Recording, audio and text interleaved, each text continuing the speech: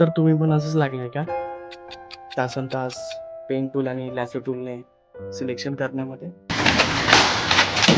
आता ही पद्धत सोडा.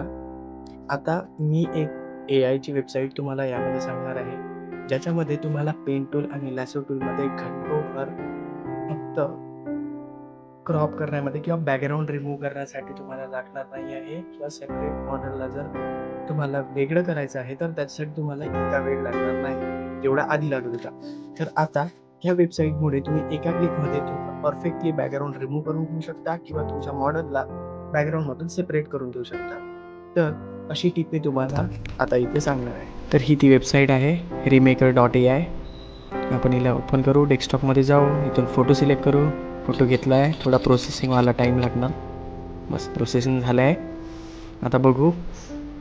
तर हे बघा, हा फोटो आहे आणि याचं पूर्ण बॅकग्राऊंड रिमूव्ह झालं आहे. आता डाउनलोडवर क्लिक करू आणि आपली इमेज डाउनलोडसुद्धा झाली आहे. कशी वाटली तर टिप?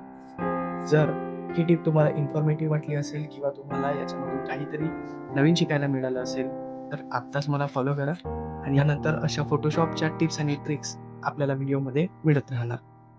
लवकरच भेटू पुन्हा एका व्हिडिओसोबत. Thank you.